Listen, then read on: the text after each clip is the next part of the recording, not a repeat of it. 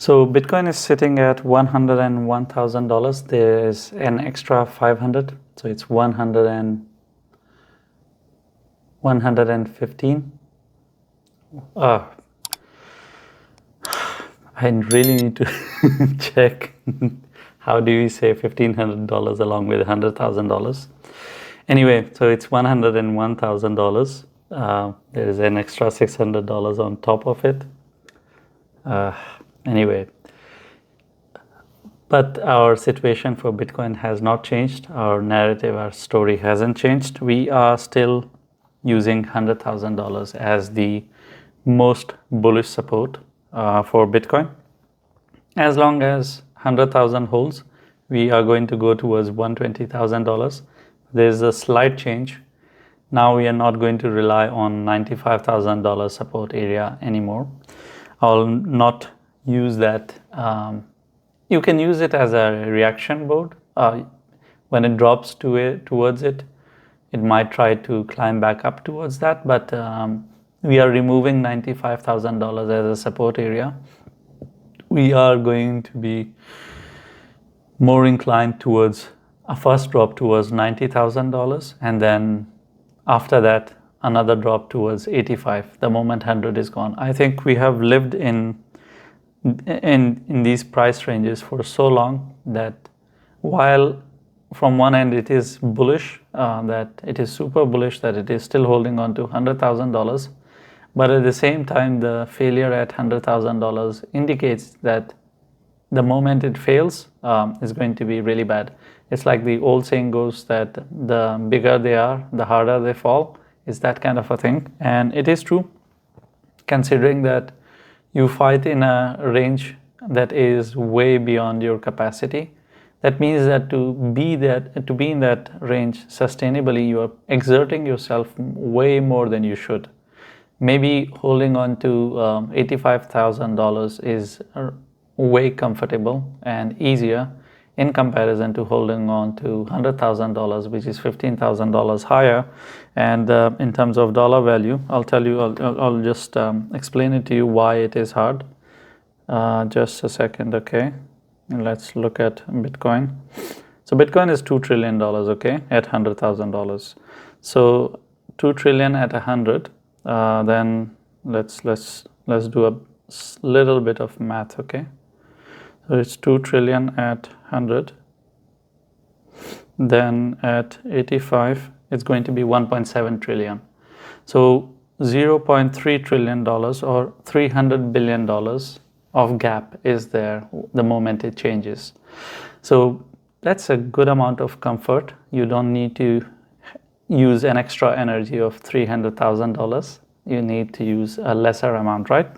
So I think when you fight in a price range for this long at such higher prices, it becomes challenging. And it's not that we can't continue with our upward journey. I'm just giving you it as an indicator that if we lose 100K and we are not able to live above 100K, then that is going to indicate that we are losing our overall journey, and $100,000 is becoming a challenge. Now, what do we mean by losing 100K? It means that you're not able to form candles above 100. So this line is $100,000.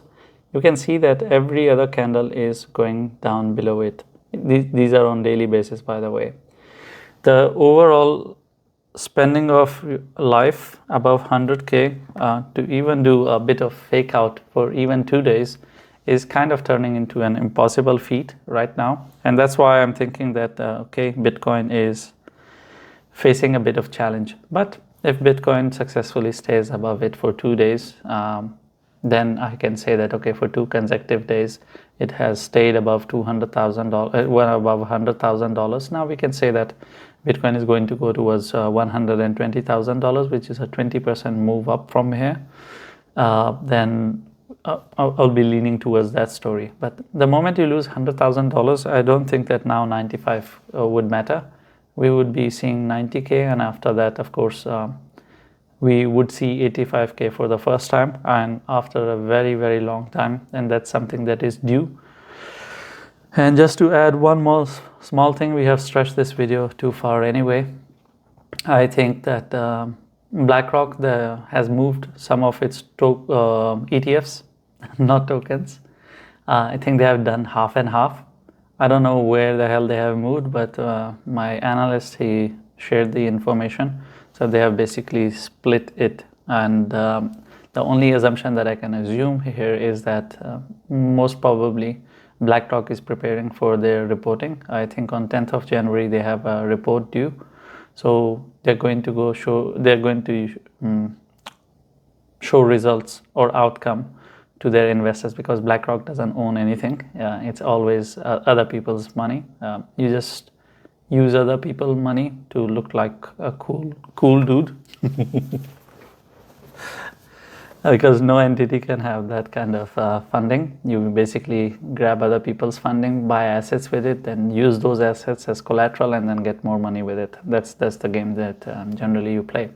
But anyway, so you need to go back and report, and I think I haven't checked their contracts. I asked one of my students to do that. I'll get back to him. Maybe they have to deliver on it as well. So there would be people who will be liquidating, which means they have to give them profits, right? So from start of January 10, 2024 to January 10, 2025, I don't think they're going to wait till January to book profit. That's the reporting day. Why would you report a profit and not have it? It only makes sense that you would sell in advance. So maybe this half bag that they have moved, it's with an intention of selling. But of course, all this that I'm saying is extremely speculative. There is no on-ground proof for it. It's just that it makes sense that you're going to have a report. Then you might as well give them profits. Like companies, they give dividends. Institutions, they need to give returns, right? It's a concept of return on investment, ROI. You're investing, you're expecting a return on it. You might take all investment out, or you just might take the return that you have made on it. But we will see. But I think that the moment we see some sell-off from BlackRock, that's going to be enough to reach to 85, and hopefully then later on 74. But that's for later. Right now we are sitting in an extremely bullish case scenario. If 100K continues to hold, 120K is next. If you lose 100K, then 90K, we don't care about 95 anymore. Thank you for watching the video. If you have any questions, or I have touched on a topic and you expect me to explain a bit more, I'll try my best to explain that to you in the comments. Leave a comment, and I'm not going to tell you to like and subscribe, because if you're not interacting with the video, or if you're not subscribed, you're not going to see all the 10 videos that I make every day. You're going to miss out on it, and I think you are educated enough to understand what to subscribe and what not to, because if you want to miss out on it, then why not? It's for your own good, and you should know better what is good for you.